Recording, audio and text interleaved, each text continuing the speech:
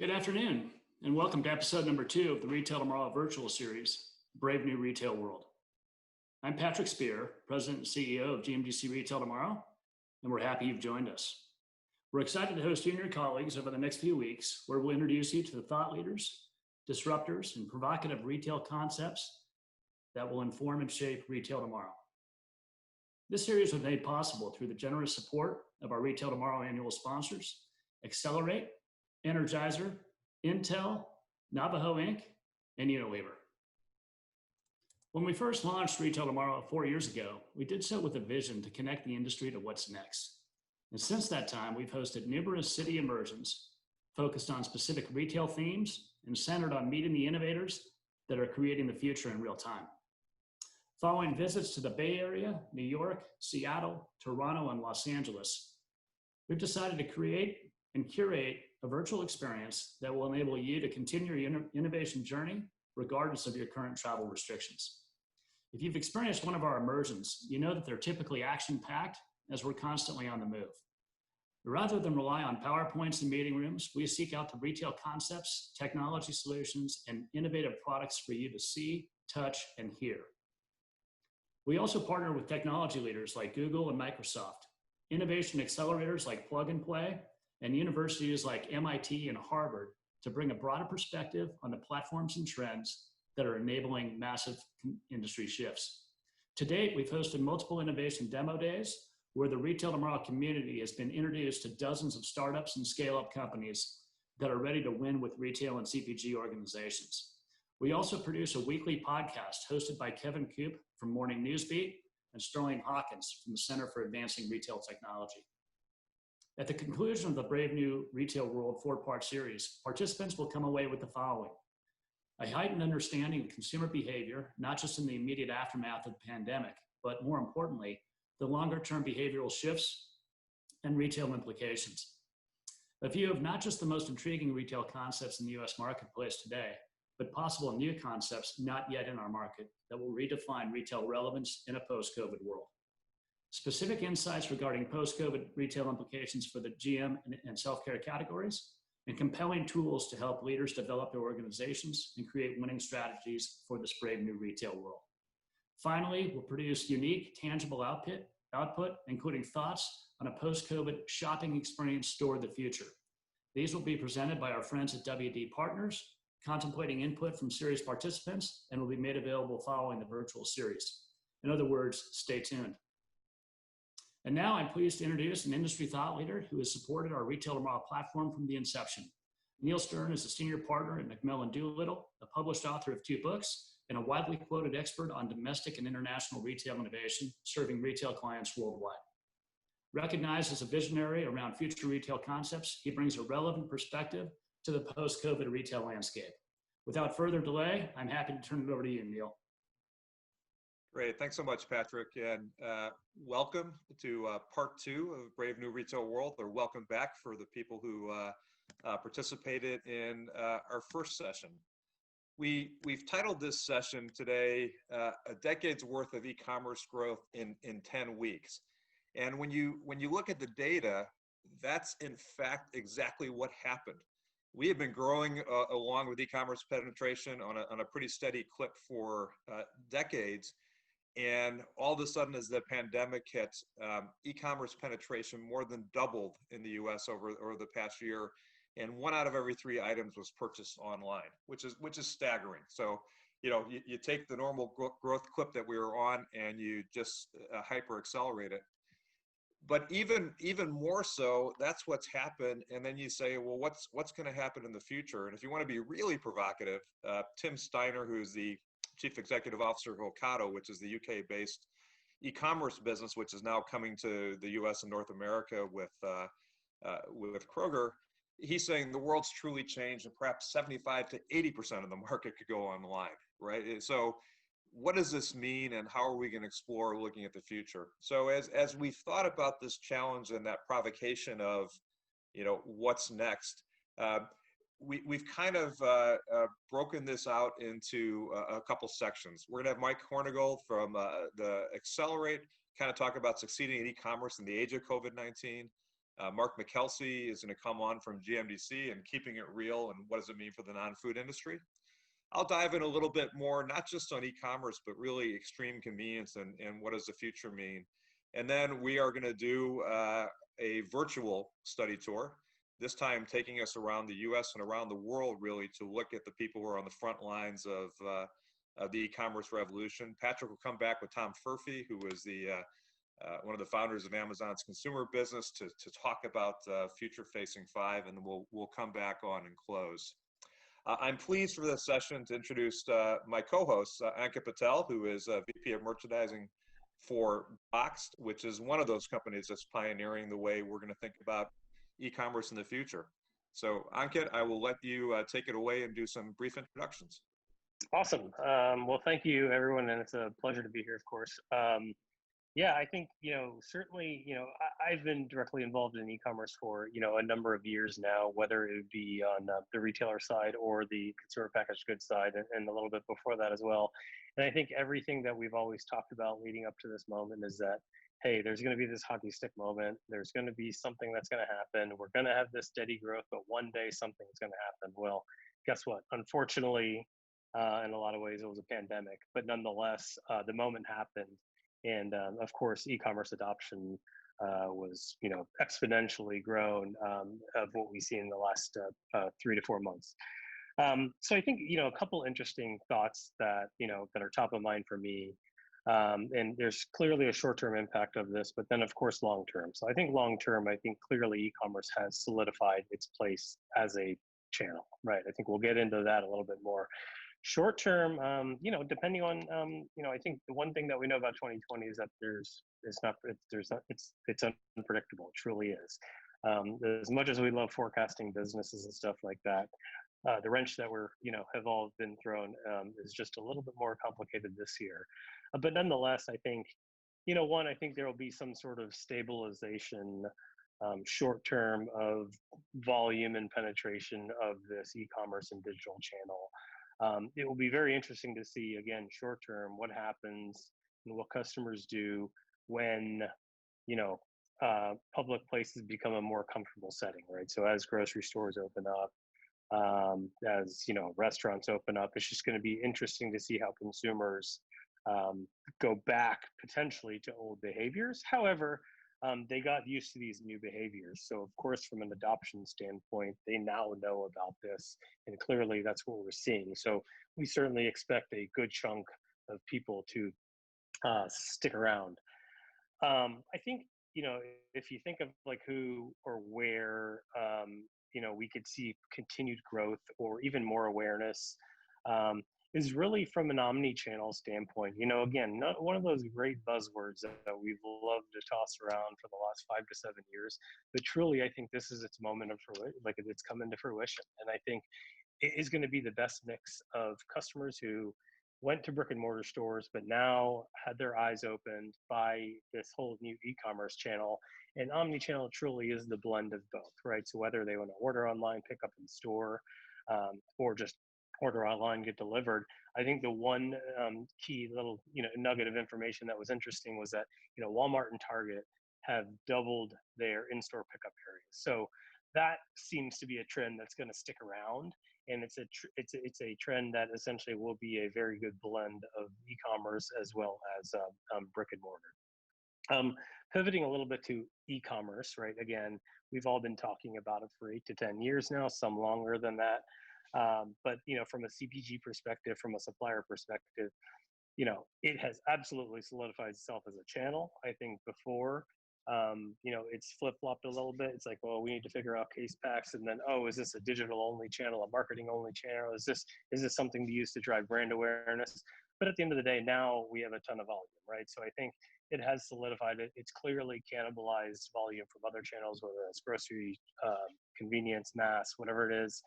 But nonetheless, I think as suppliers and manufacturers are thinking through the future plans, it's not only a case pack architecture strategy, it's also a marketing strategy. And going back to the omni-channel points, where do your marketing dollars go, right? Is it solely on online impressions, or now how do you partner with retailers from an omni-channel point of view? So I think those are my like two, key takeaways. I think the last piece is, just what is the impact of these other channels, and not necessarily traditional channels, but just think of like even B2B and commercial type of channels. And all of it's going to be dictated by, consumer behavior. The return to work, return to office is just one big unknown out there that I don't know if anybody here today can predict it. I think we have our hypotheses for the end of the year, potentially 21, but I'm seeing a lot of impacts down to the 2022 level. So it'll be really interesting. Nonetheless, we've seen crazy growth. Personally speaking, from our role and what we're doing at Boxed, consumer traffic was through the roof. First time I think in the history of the company that we didn't have to spend money on customer acquisition. So a little bit of a positive for the P&L there, but for now, a lot of our challenges are focused around retention, continuing to delight customers, and I think that's what all the retailers are focused on. So, going to turn it back to you. Great. Thanks so much, Ankit. Yeah, these are fascinating times, and I don't think anybody's crystal ball is going to be perfect. I'd like to introduce now Mike Hornigold. I'm gonna let Mike do his own introduction because he's got a great background as, again, being one of the pioneers, first on the CPG side in e-commerce, and now going to Accelerate, and he'll kind of explain his role and give his thoughts on I think the critical point, which is this is all going to be ultimately consumer led. So where's the consumer going to take us, Mike? All right. Well, thank you, Neil. I really appreciate it. And I think there's getting ready to be a poll question first that's getting ready to pop up here as I get started. Here it is. So if 10 years of e-commerce growth in the last 90 days is truly here to stay, what is the biggest area that retailers have to improve upon to be successful? So if you guys can all take a moment, I am not allowed to put in my answer. But if you guys could start filling out the poll, and at the end of, I think it's either at the end of my presentation or later on, we will review those results. Yep, at the end of the session, we'll kind of come back and show everybody where we're coming out, and I think we'll find out what your answer is when your presentation's over, right? All right. We should have added all the above on this one. Exactly.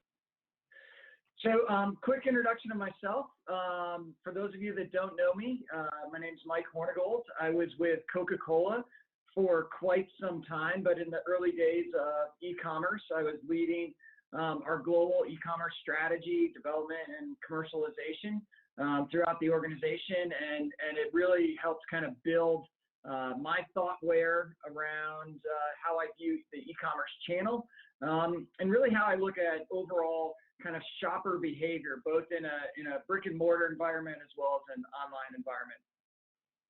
Over the past few years, I've worked with a company called Kids2. You guys may be familiar with the Baby Einstein brand. It was leading global e-commerce in a true global role with teams in US, Europe, Asia. Working for another company called Belnick, that was an e-commerce furniture company with $300 million of online business with the likes of Amazon and Walmart, Wayfair. And then most recently, I've come to Accelerate 360 and really excited to be here, where I'm leading the development of our B2B Accelerate360.com platform, as well as the launching of our retailer.com businesses. So, it's a really exciting time to be in e-commerce, and I'm thrilled to death to be here at Accelerate 360. So, I'm going to talk a little bit about a couple of shoppers today, and to kind of help kind of set the mood of what's going on in the marketplace. So, this is the example of my family. We actually like to refer to ourselves quite often as the Griswolds. And in a pre-COVID world, we had kind of three really unique shopping behaviors, I would say, going on. And so me as a lover of shopper behavior, understanding how shoppers buy and why they buy, I would call myself kind of the wanderer. I love going online. I love looking at different user interfaces, love going in store and looking at how stores were designed and where shoppers' eyes were going. My wife would quite often text me and say, "When are you coming home? I just gave you a loaf of bread and some milk to pick up." So I truly like the shopping environment. My wife, on the other hand, she is not technologically savvy. So she, with 4 kids, was a very purpose-driven shopper. She would go into the store with her list, plow through that list, and get in and out of the store quickly. And then I just want to kind of give a little bit of a headline on my now 16-year-old daughter, who, it was great for us, but she actually had no interest in shopping whatsoever. And so the kind of combination of the 3 of us, this was kind of a long-standing view of how we shopped. And if we go to the next slide, in the post-COVID world, it's a much different shopping behavior.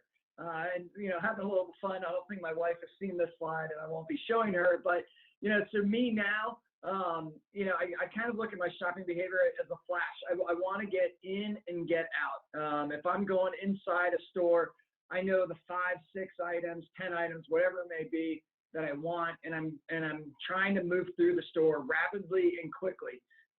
My shopping vision is really narrowed down and focused. I'm not wandering. I'm not looking. I'm just trying to get in and out of the store. My wife, on the other hand, she's really the one that's made the most dramatic shift, where not very technologically savvy, she is now an e-com forever diehard. She will do anything she can to avoid actually doing a shopping trip into the store. And the reason being is the shopping environment is so different now, right? So you're only supposed to shop, up and down a certain pathway. Do you wear a mask? Do you not wear a mask? Are the shopping carts clean? Are they not clean? Right? And so she was having anxiety, and she was actually confronted in the store one day for going down the wrong aisle.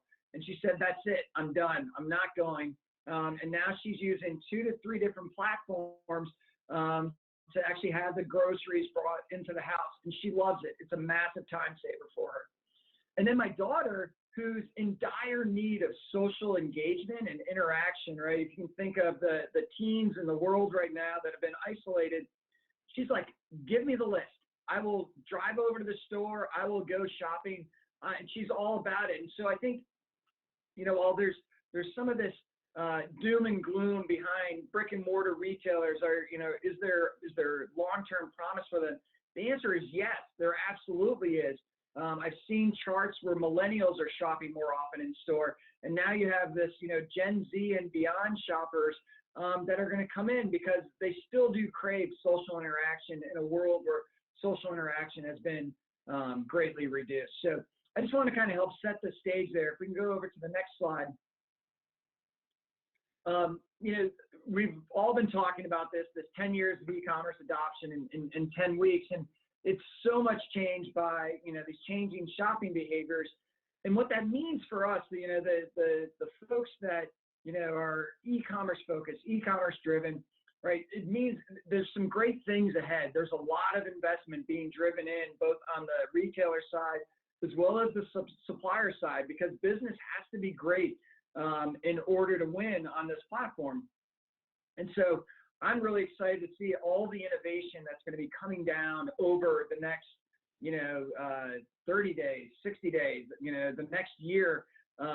Everybody really has to up their game to ensure that they're going to be seen and sold online. If you look at these kind of 2 charts, right, everybody's seen these trends, but right smack dab in the middle of there, there's a lot of electronics, food and beverage, 65% growth, nearly every single category up, with the exception of luggage. Not a lot of people traveling right now. So, good things, I think, ahead across all categories out there. You go to the next slide. But the thing I wanted to kind of call out today is, I think, unfortunately, a lot of this growth and this shift onto online actually exposed a lot of areas and revealed that there is a lot of opportunity still yet within this channel. So both on the brick and mortar side as well as the e-commerce side, massive out of stock situations and product availability. Nobody would have guessed, a year's worth of toilet paper could be pulled into, a few short weeks. but a lot of different staples, right? Even beverage makers right now that are selling in cans are actually having to make decisions to reduce the number of SKUs that they're producing because there's just simply not enough aluminum going on. So product availability on shelf, product availability from a supply chain and replenishment perspective is still pretty broken out there. And so there is a lot of rethinking that needs to be done on how we can get the flow online into distribution centers, into fulfillment centers, and into stores. And then the other piece, and this is the one that really kind of caught my eye, was around order fulfillment. Order fulfillment prior to this really wasn't a big issue. You would get your items, maybe there were a couple of things if you did an online grocery order that didn't show up. But more recently, my wife actually just did about a $200 order, probably 50 or so plus items, probably a little bit more than that. And then about 15 of those didn't show up. And some of them are really core staple products. And so I actually went up to the store to take a look to actually see if those products were really available or if they really were out of stock.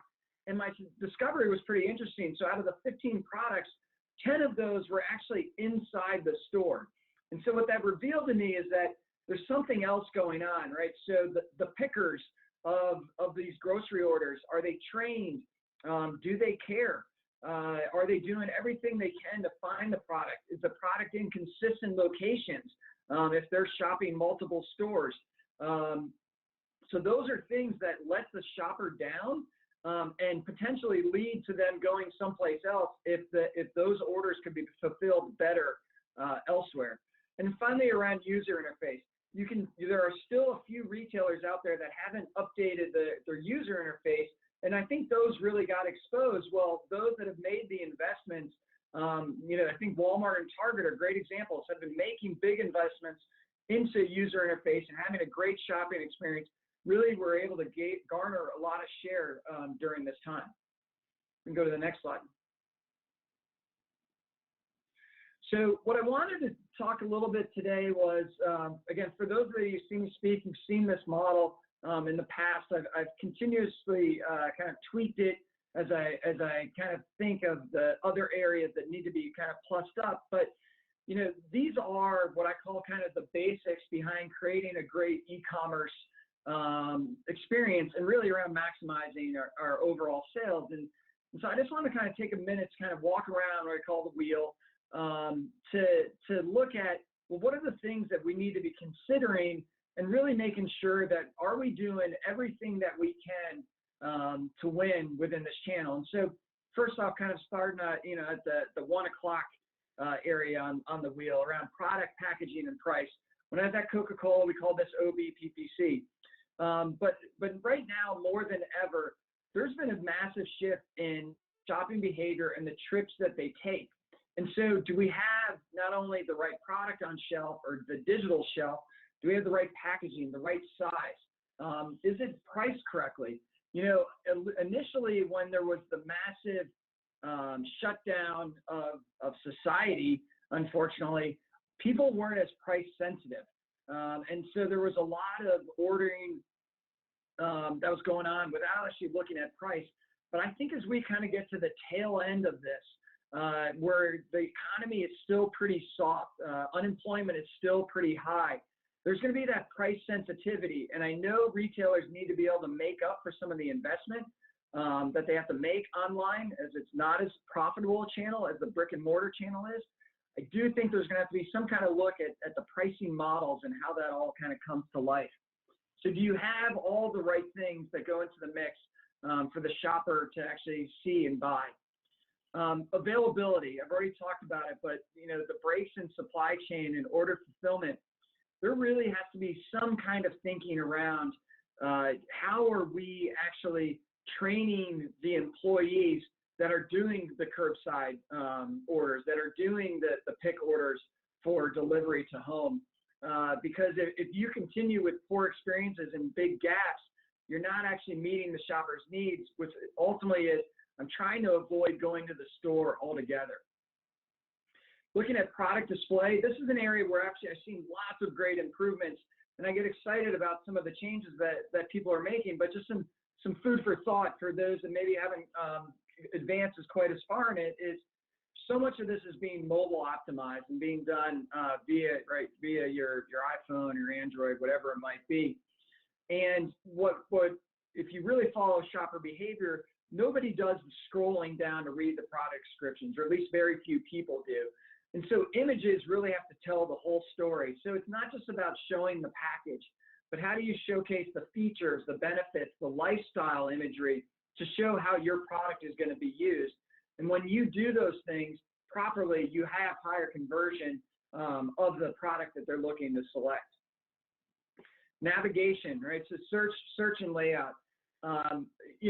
Most shopping is done via the search bar.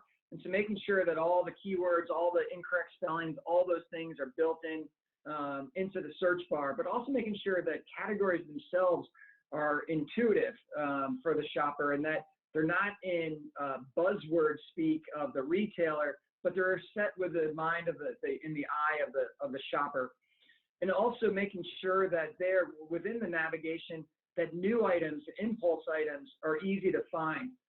Because those are the ones that drive a lot of the additional add-on purchases and drive up the overall check of their overall basket size. In the area of feature and activation, so one of the things that's really disappointed me, in full transparency, is the overabundance of sponsored ads. You go on a couple of platforms right now, and there's little to no organic search, or organic is mixed in with a dozen or so sponsored ads. And I think a lot of people are starting to push the envelope here, and we have to start asking ourselves, are we serving up the right product at the right time, or are those sponsored ads getting in the way?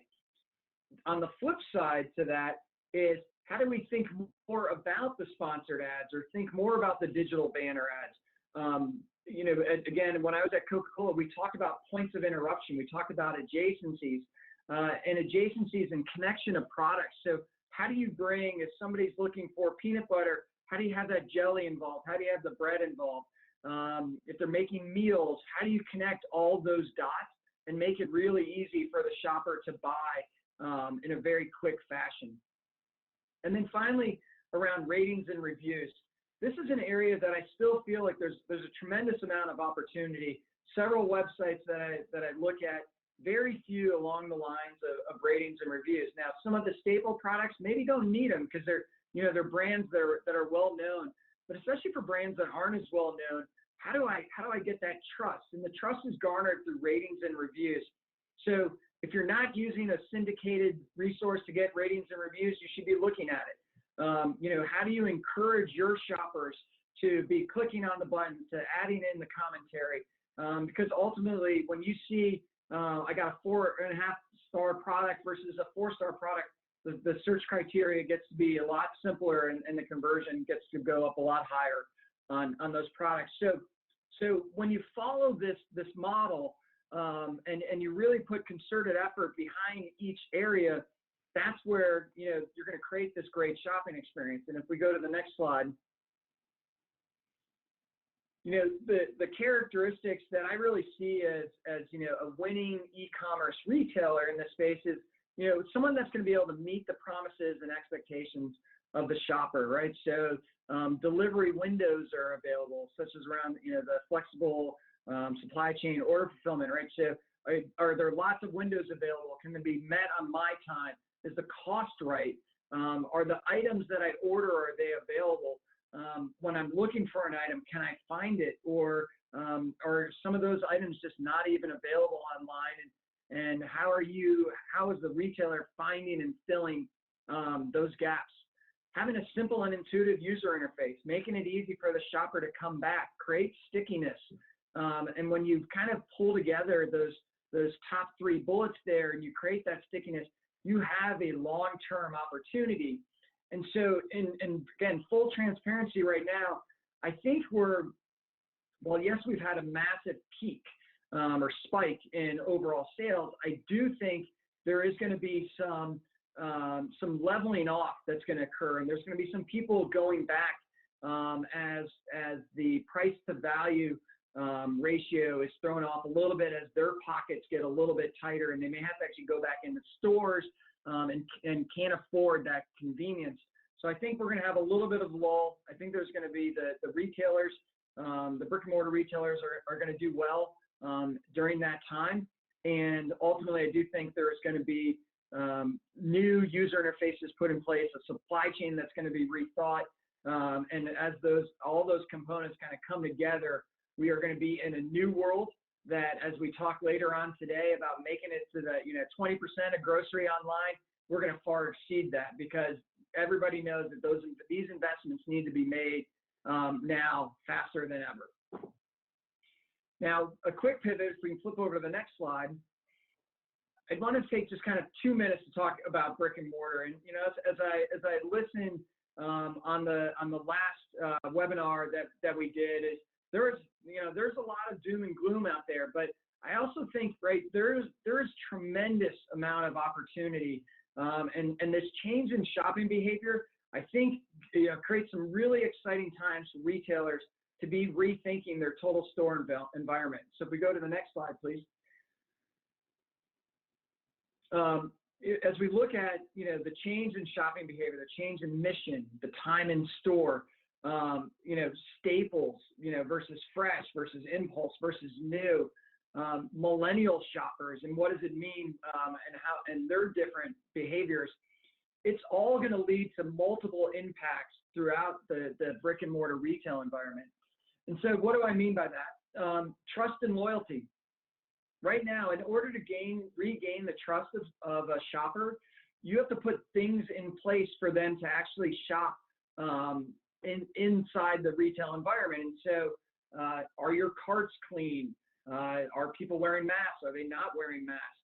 Are we avoiding being able to run into people? Is the store too crowded? Is it not crowded enough? Are displays getting in the way of traffic patterns? Right. And so if you're creating a good environment for the shopper, they're going to come back and they're really going to stick with you in the long term. Store layout and design. I grew up in Connecticut, going to actually the Stu Leonard's store that was featured in the last webinar. And I love that type of shopping pattern. And it really makes you think around if we need shoppers to go a certain way, do we need to rethink store designs and layouts altogether? Now, that is a massive investment. So the brick and mortar stores that are already laid down, maybe we can't be making those changes. But as we look to the future, maybe there is some huge opportunity within there. Signage, the top right-hand corner there, the one-way sign of the floor graphic. Shoppers actually don't look at the floor. Floor graphics are typically overlooked. And so I think one of the things to consider is, well, where are the shopper's eyes? And actually, where do you want the shopper's eyes? Well, you want the shopper's eyes at just below shoulder level. That is the prime real estate for every brand to be at. And so when we are trying to navigate shoppers through the store, maybe we need to look at some new ways of laying out signage to ensure that the shopper is keeping their eyes on the shelves, but it's more intuitive for them about which lane to go up and down. Checkout.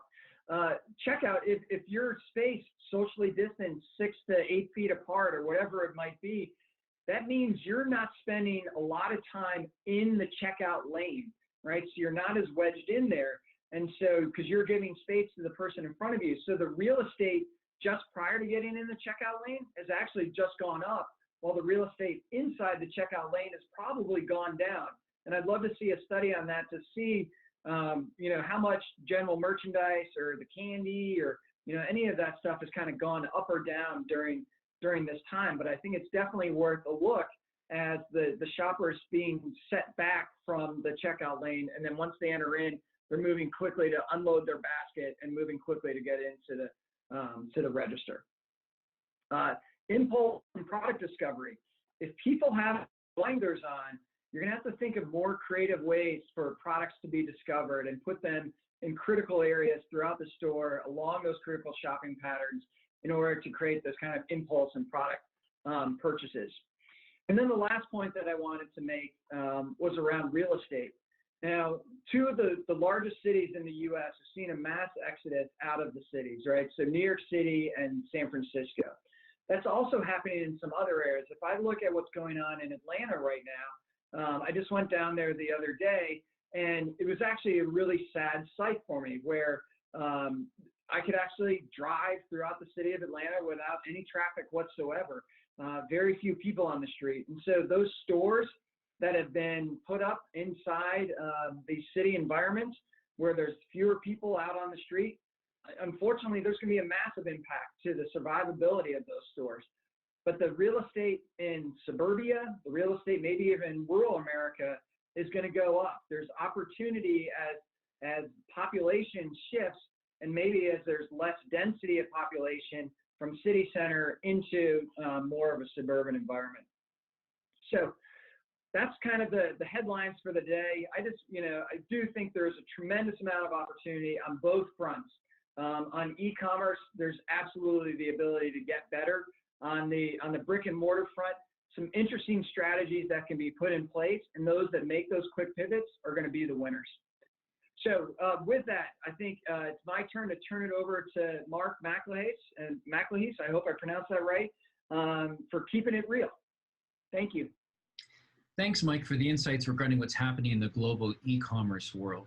Let's go ahead and take a look at some of the biggest digital growth areas that we see here in the US at the moment with insights powered by GMDC and our partners at Nielsen. So, if COVID never happened, we would be continuing to see online sales of consumer products grow by 1/3 year over year. This has been the rate that we've typically seen in the grocery industry pre-COVID. That's why our definition of normal really has to be questioned. And frankly, I think we're all a little bit tired of hearing what the new normal looks like. Nobody knows, but what we do know is that buyers and sellers face a new scenario pretty much every day of the week. That's because the rise of the consumer's mindset is, quote unquote, I want everything in one place. That kind of mindset has huge momentum and will be a trend that we will see into 2021 and feels like a throwback to 1990. On this chart, we see how shoppers are desiring to try new technology other than BOPUS. In fact, 43% of shoppers say that they're willing to use navigation apps in the store as long as they're incentivized by digital coupons and exclusive access. Shoppers today don't mind the supercenter anymore, just as long as they can get in and out easy and have help locating the things that are on their list quickly. A similar number of consumers said they're willing to try touchless checkout. 44%, in fact, are likely to have converted already or become loyal in that aspect for the long term. BOPUS seemed to have paved the way for supermarkets, especially during the pandemic, and now other retailers are trying to jump on board as well, especially those who were closed during the pandemic.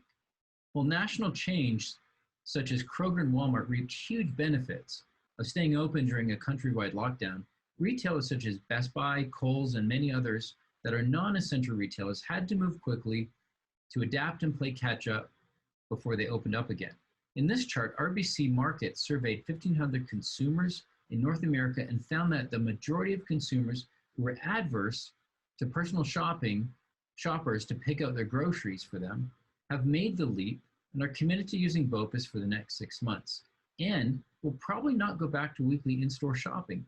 In fact, Nielsen says that they've seen a 94% increase in BOPUS since the pandemic. So, while BOPUS has been very good for grocery stores, it also presents challenges for certain high-margin categories such as general merchandise, impulse, and select health, beauty, and wellness products. So, what can be done? With BOPUS here to stay, the store has a new set of issues amongst the resurgence of popularity. The typical path to purchase has been overturned. These seismic changes of in-store and front-of-stores habits means retailers need to find a way to continue to draw people back into the store, even when their only purpose is to pick up their bags and run. But the good news is consumers always have a good reason to come back into the store. Retailers just need to figure it out. In fact, 75% of consumers say they want to buy more after they load their trunk, and nearly 50% of them do. Target does a really great job at this. Knowing that kids have been at home for a few months during the pandemic and have not been in school, they started to move selective toy categories from the back of the store to the front, where kids have really clear sight lines to the things that they see on TV when their mom is loading up the cart. And hey, mom, can I go pick that up? Can I go in and take a look? Who can resist that? There are many more examples like this that really need to be discovered and tested in order for retailers to leverage the values and explore the thinking of their localized shopper. So thanks for your time. I'm Mark McKelsey from GMDC, and back over to you, Neil. Thanks so much, Mark. I'm going to kind of go through and kind of reinforce, hopefully, the points that Mike has made and that Mark has made as we look to the future. And we're seeing a lot of the same data, but when you talk about contactless retail, we're going to talk a lot about e-commerce, but it really pervades a lot of consumer behaviors from grocery delivery, restaurant delivery, meal kits, checkouts. And if you look at the behaviors that consumers have started going through, they have high intent to keep on going. And as we talk about this notion of extreme convenience, it's really about removing friction from every part of the shopping process. And when we think about that, obviously technology comes into play, BOPUS and pickup, delivery, and contactless really is the new must-have. And I think at the last presentation I showed you Wow Bao, which is a contactless restaurant. This used to be sort of on the cutting edge, but it might actually become the norms. We talked about vending machines for delivery of fresh food. We might move to robotic vending machines that allow customization of food. And we're all sitting there with the challenge of what is the salad bar of the future going to look like? Maybe it looks like this, right? Maybe it looks different in the future where you can create an experience but do it in a contactless way. Delivery is growing across all segments. It's growing in food service. It's obviously growing in the world of grocery, and new ways to think about a checkout-free experience, whether it's all the way to go on Amazon Go, to some forms of scan and go and other ways to get consumers quickly through stores. We all know the data, right? We've really increased almost exponentially grocery commerce. Yes, we might come back to earth a little bit, but almost every forecast that we look at, this one is from Bain, projects that we're going to be on a much more rapid pace than we were before. But as Mike points out, we sort of say, Houston, we have a problem, right? All this growth is wonderful, but it comes at a cost. And it comes at a cost to the retailer in terms of platform and customer acquisition. Ankit actually talked about the fact that maybe the first time in box history, they didn't have to spend a lot of money on customer acquisition, but that's typically been a cost. All the issues that Mike pointed out around fulfillment. And this is both a retailer issue and a customer issue, which is the customer dissatisfaction of not having your order fulfilled properly and the cost to the retailer. Obviously, the cost to pick up the delivery, and all this is adding extra costs into a low margin business. And to be practical for retailers and keeping it real, as Mark talked about, how are we going to make money, right? So we're all into this to figure out the model to make money. In-store, as we know, is in the world of grocery, is a notoriously low margin business. And as you start to add in the elements of delivery, whether it's in-store picking or dark stores or warehousing, there's challenges there. And Mike's wheel kind of is actually a wonderful representation of how you might start to lever other things on the wheel in terms of pricing, product availability, packaging, to start to increase profitability. But if you simply layer on new costs onto already a low margin business, what Bain kind of shows here is kind of negative profit potential for the business on the in-store model. Click and collect looks better. The customer is doing more work, so BOPUS is both a way to kind of recover money, but also a way to get customers to participate further in the process. So something that retailers have to do. And of course, the question becomes, those are built on today's model. What does automation look like in the future, and how can technology come into play? And centralized fulfillment centers, which Box will take us through, or micro fulfillment centers, are potential ways to bring profitability back into the business. So as we see the consumer demands there to stay, we then have to work on kind of the, you know, the way to kind of reach profitability. And, you know, you could argue that we are still in the dark ages in the evolution of our path to profitability in this area. And, you know, you begin with easy services like Instacart, very fast to implement, a little tougher to control in the stores, and you lead to dissatisfaction with out of stocks. Walmart, as we showed before, has put tremendous investment into the idea of BOPUS, buy online, picking up in the store. And, you know, not just in the US, but you could see it over in Europe.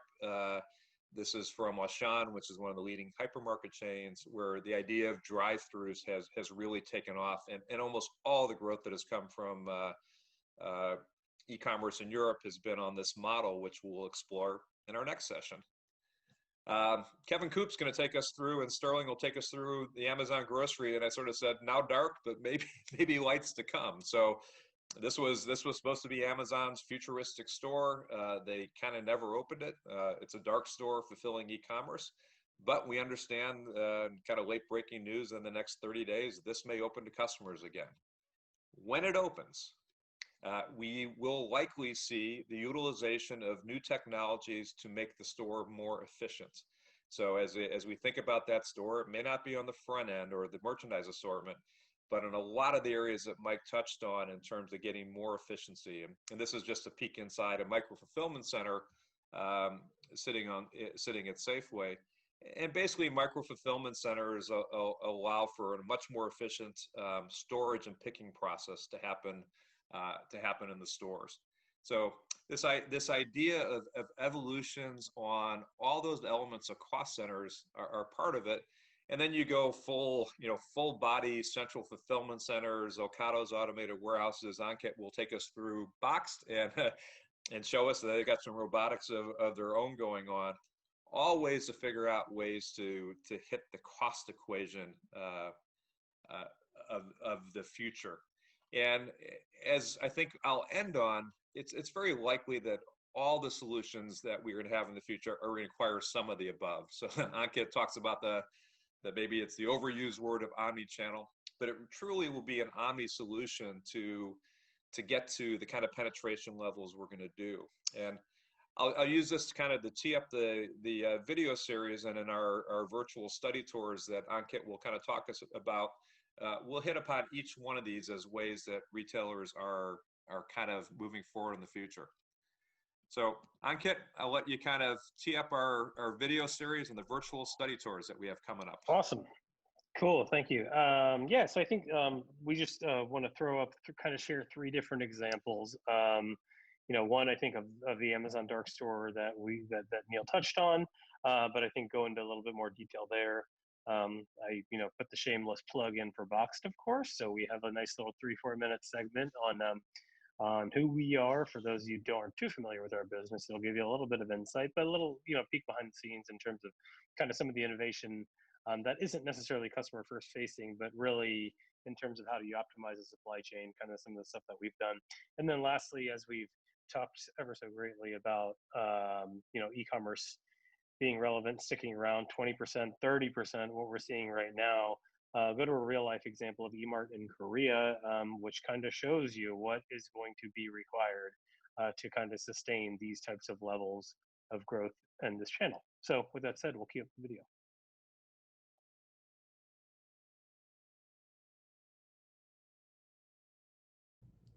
One of the things that the e-commerce and especially the e-grocery acceleration of the past few months has meant is that companies like Amazon have been looking for infrastructure to shore up their ability to deliver on customer demands.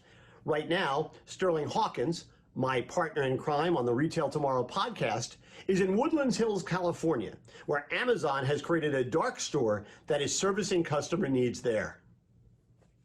So Sterling, you're at the Amazon store, Woodland Hills. They're using it as a fulfillment center. And you were telling me that they're using this for 4 different Whole Food stores? That's what I read, yeah. So they're using it as a dark store, which seems to be all the rage now. And this location is supporting 4 Whole Food stores that I think are within about 15 miles of here. So what do you see as you walked around the back? What do you obviously can't get inside. The windows are papered over. What are you seeing there? What kind of activity?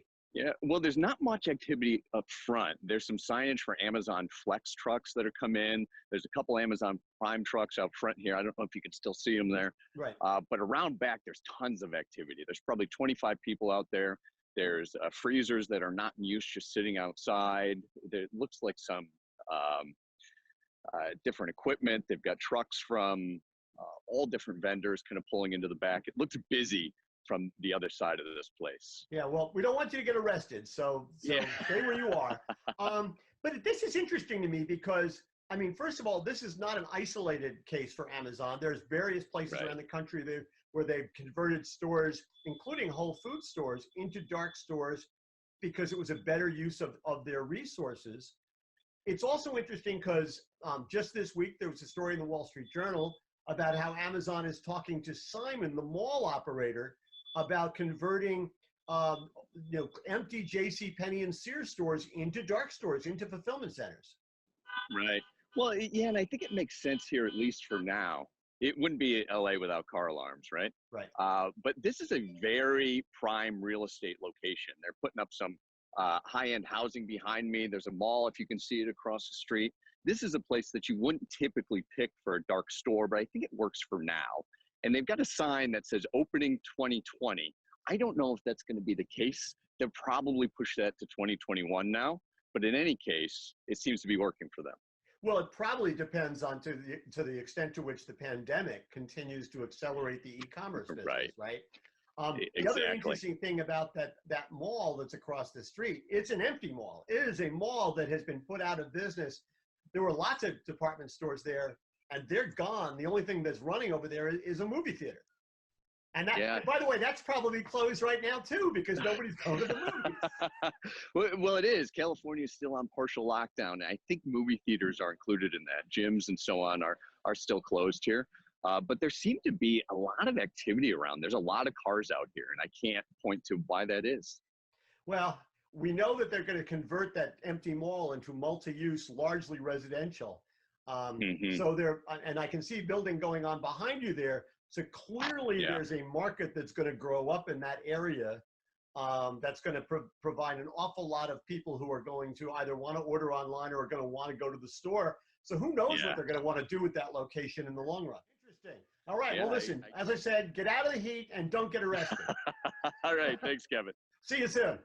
Bye-bye. And of course, it's not just Amazon. There was a story that came out from Bloomberg this week about how retailers as different as Target and Shake Shack are looking at distressed commercial real estate, stores that have gone out of business, where they can put locations that will deliver on their ability to serve customer needs.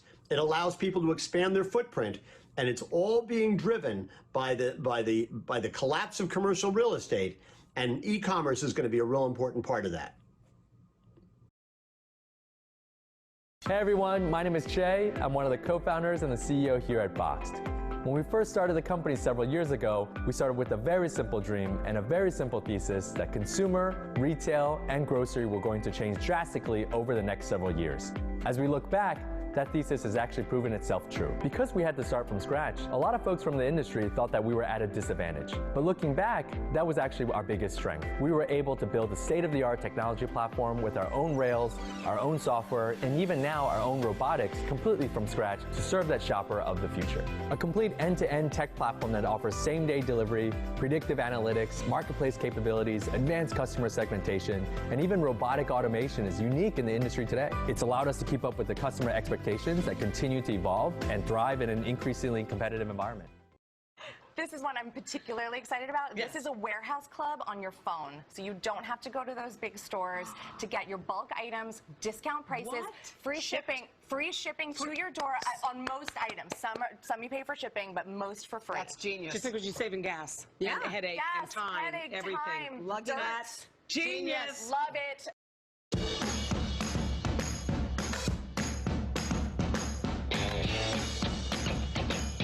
Box is an online warehouse club, so we bring all those big items to you, whether they're the gigantic boxes of Oreo cookies or the seltzer water. So it's basically bringing that big box store directly to your house. Everyone wants to start a business in their garage. They think it's sexy, but when you actually sit as a 30-year-old in a garage, it's not so sexy.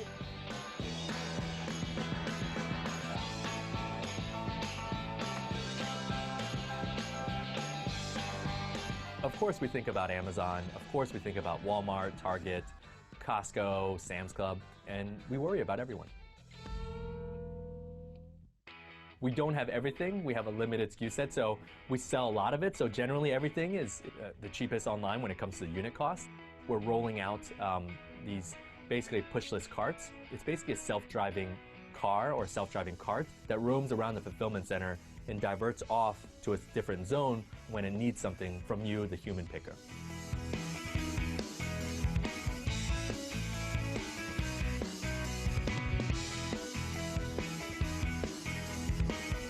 Folks are generally attracted to the culture and they stay.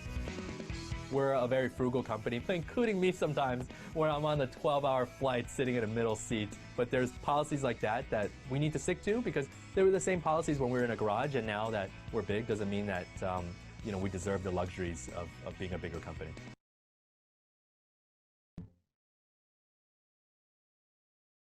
So I've had the pleasure of working with eMart for over a decade. And during that period of time, the company has undergone tremendous change, as has the South Korean market.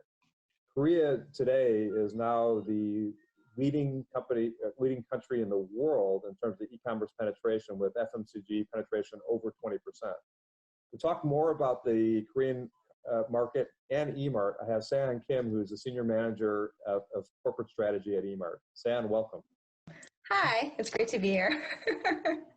So tell me a little bit about eMart. Who's the company?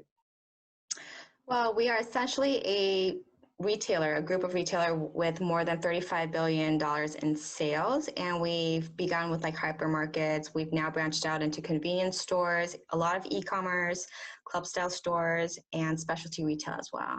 I know Korea is widely considered like the most tech savvy market in the world. Why is that? We're very, very tech savvy. Our smartphone penetration rate is 95%. And we're also one of the first countries in the world to deploy 5G as well. So everyone's very, very tech connected. And we're also a very deeply urbanized society. About 70% of our population live in apartment complexes, which makes delivery easy. When I started working for the company, the major business unit that eMart had was hypermarkets. And for people not familiar with the company, you can think of it as Walmart supercenters and very traditional stores. The company looks a lot different now as the market has changed. How has the company's philosophy changed over let's say, the last 5 years or so? Our vice chairman set a new vision, and he said that eMart should be, in the future, not an offline company, but more of an online company who happens to have business in the offline world. And how has the company made that transition? How have you moved to kind of the online world? Well, we first opened eMart Mall, which is our online shopping, like grocery shopping mall, in 2000. But we created SSG.com, which is basically a site, which began sort of like a portal site for all of our specialty and like department store, hypermarket store, different retail outlets. We opened it in January 2014. And since then, we've grown approximately 18% per year. And just between last year and this year, we're expecting to see maybe a 30% growth in GMV. I guess the question is, if you're doing that much business, how do you can't just simply fulfill from the stores anymore, I would imagine. So how are you handling fulfillment, and how is the company kind of responding to that kind of rapid growth in e-commerce?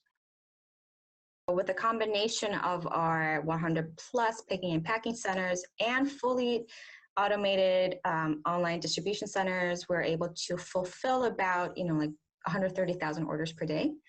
So I think it's a combination of what we have that really made this work. If you open our app and if you decide to order online groceries specifically, you would be able to, you are given the option to choose between 10 time slots. We have a dedicated fleet of vans, which are covered in eMart logos in yellow, and everybody can definitely see it. It's also a really good marketing tool for us. Every delivery process, you get a mobile message, like a Kakao Talk message, for example. Like they say that you'll get the package between 5:15 to 5:45, and the package definitely gets delivered during then. What's the minimum standard for delivery? Kind of what do they charge for delivery? Just give some context to how tough the market is in Korea right now. Oh, the market is extremely tough. Our minimum order in US dollars will be between about $30 to $35, I would say. And there are also competitors that offer, unlimited delivery regardless of your basket size if you pay about less than $3 a month. Wow. So it's extremely, extremely competitive, I must say, especially e-commerce. And it's so convenient. And I think that COVID really changed customer behaviors in the sense that people who did not order groceries online have started to order groceries online. And you see how convenient it is, and once you're locked in, you're just, there's no turning back. Well, thank you so much for giving us a glimpse of your market and maybe a taste of what things to come for the U.S. As you know, we're just on the journey to e-commerce, but I expect our growth will be very high in the future.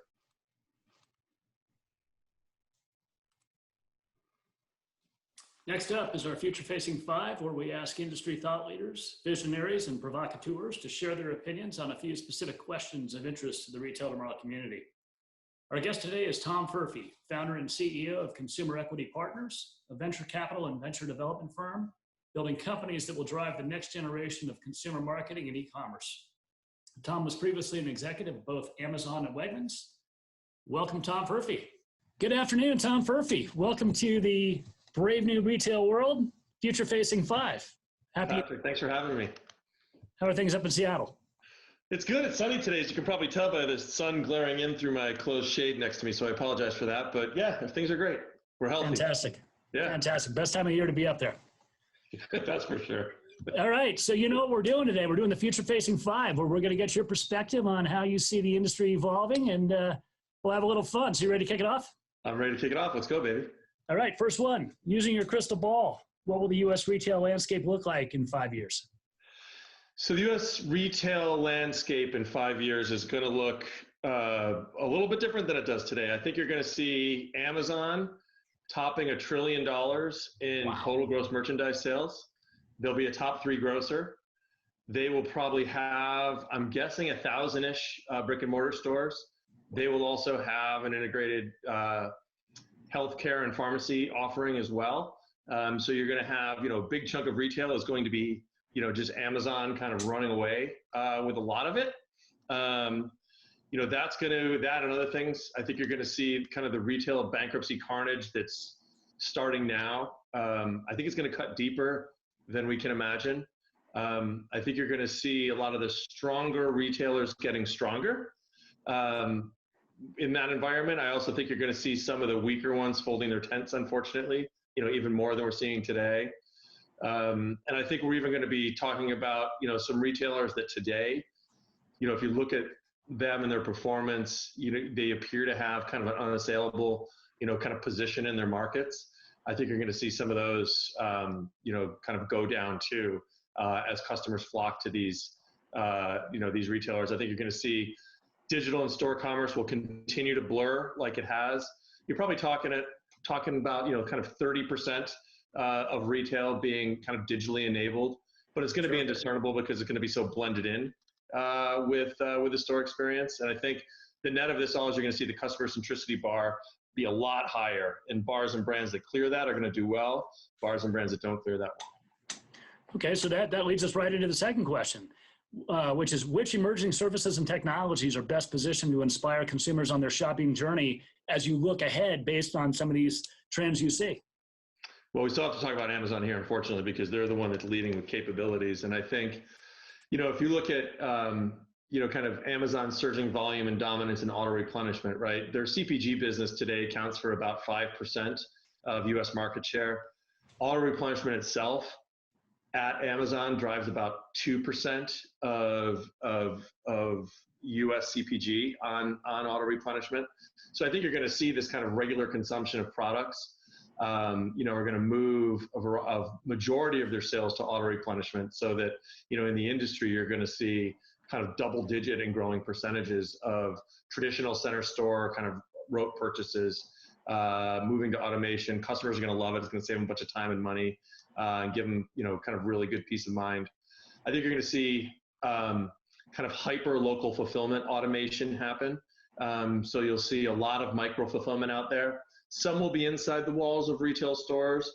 Some may be outside the walls of specific retail stores, but it'll certainly be on the ground in the market, driving efficiency, in that fulfillment chain. And I think you're also going to see the last mile be brought, a lot more efficiency be brought to that by a kind of a new generation of service provider.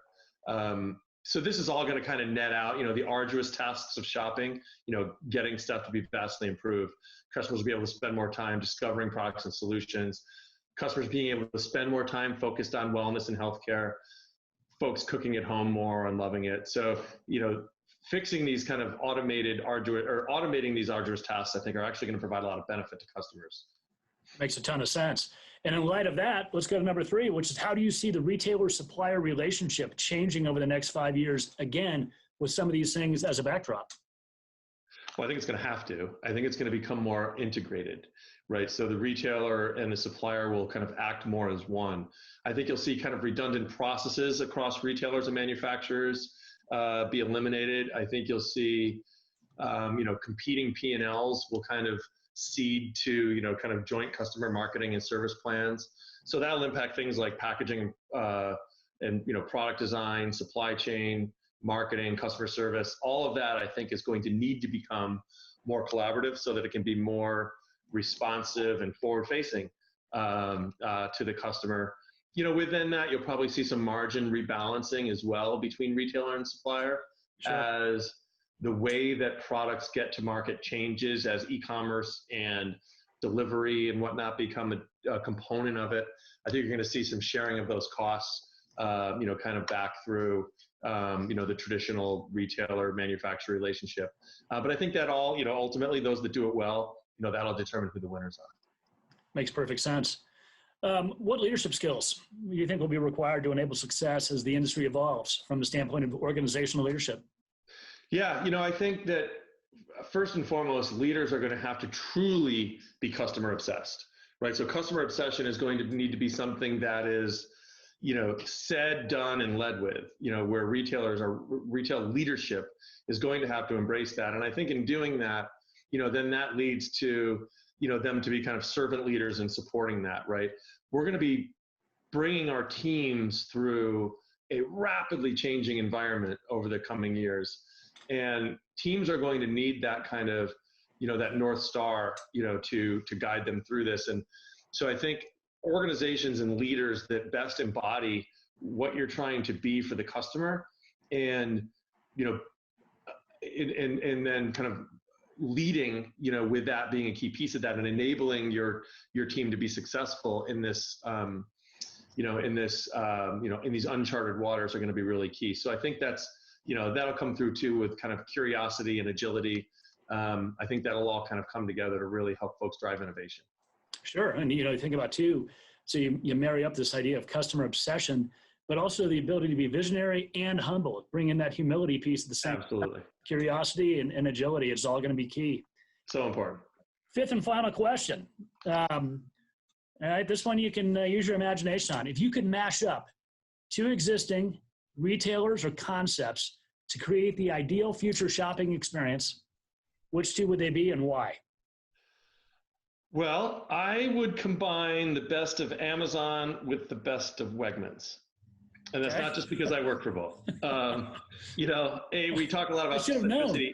I think that they are 2 of the very most customer-centric retailers out there today. Yeah. Right? Both of them have an amazing ability to innovate ahead of customer demand. Right? They're thinking of ways to make the customer's life better before the customer is thinking about it, or before the customer in some cases even recognizes they have a problem.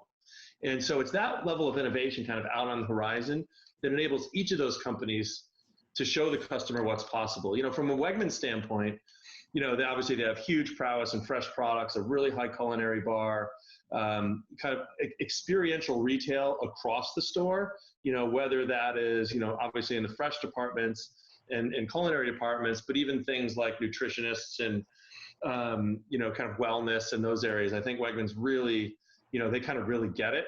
And I think that what they can bring from an experiential, physical standpoint is really good. They probably lost their way a little bit when it comes to e-commerce, and I think they'd really benefit from Amazon's prowess in e-commerce. And then, you think about Amazon and their ability to, simplify the shopping experience, drive crazy efficiencies, tailor customer experiences to individuals based on data. They're just fantastic at that. And, that's why customers flock to their platform, and they're really now just learning how to run great stores. So, imagine how they could benefit from Wegmans' expertise, in creating this future retail experience where you have the best of traditional retail with the best of e-commerce. I think that'd be a pretty tough combination to top. No doubt. Tom, thank you for joining us. Always great to speak with you. Provocative and always great hot takes from Mr. Murphy. I so appreciate you joining us for the Future Facing 5. My pleasure. Thanks, Patrick. Thank you. All right. Thanks so much, Patrick. I'm going to have nightmares tonight thinking of Amazon as a top 3 grocery retailer. Ladies, do us a favor and pull up the poll and see how the participants responded on Mike's question on what's the most important element. And I'm not surprised I wasn't able to vote, but finding a path to profitability within the channel, number 1, and but also really closely followed by fixing the supply chain and then creating an intuitive and simplified approach. So there's a lot we've got to get done. There's no question. Mike, since this was your question, I'll let you kind of give us a quick insight on what you got out of today. Well, the one I really liked was just listening to Tom about customer centricity, right? And putting yourself in the shopper's eyes and being a step ahead of them. I love the Wegmans analogy combined with Amazon, and those are, if you can bring that to life inside your retail environment, to bring it to life online, that becomes really exciting place to be. Great, thank you. Ankit, I love the shameless plug for Fox and Shay. Just wind them up, but kind of, what's your parting thoughts for us? Yeah, I mean, again, we've come so far in 10 years and a lot farther in the last kind of 3 to 4 months. And it's interesting, of course, to kind of dial it back to, based on what Tom's segment and really understand, what retail looks like in 5 years. I think one thing we just all have to kind of stay grounded on is, knock on wood, that, what we've experienced over the last 3 to 4 months is truly it's going to be a data point on a chart. And this thing is certainly a marathon, not a sprint. But I think all the stuff we talked about today, again, what Tom talked about and, what's going to happen in 5 years, that's what we have to stay focused on. And I think this craziness probably will pass. And at the end of the day, we're still building and figuring all this stuff out little by little. So. Thanks. Patrick?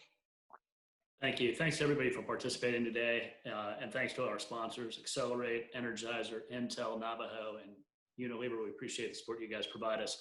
I think anytime, I got to say personally, anytime you can deliver a conversation around robust insights, provocative perspectives, but also invoke Clark Griswold, and from the standpoint of some vacation, that's going to be a special day. I think Mike's point about the consumer behaviors, the wanderer, the flash, give me the list, and that notion of the e-com wheel, how we think about that, I think it's a great way to sort of segment and both the model and the process. But to Ankit's point just now, in terms of we'll look back on this down the road, and this will be a data point. And as we interpret the tea leaves from all of this over the last, call it 120 days, admittedly some of this is subjective, but let's assume that you're going to see shifts around the margin. I think a lot of these behaviors are locked in, and there'll be some movement around the margins, but I think this train has left the station, and I think it's going to continue to pick up steam. Great focal points in the conversation today, and very much enjoyed being able to contribute. Great. I want to thank everyone. I want to tee up the session number 3 is going to be global, and I think taking our insights on the road and looking at rest of the world, including China, is going to be fascinating to get additional perspectives on what the future of retail looks like. So for everybody who's participated, thank you so much, and we really appreciate it. Have a great day, everybody.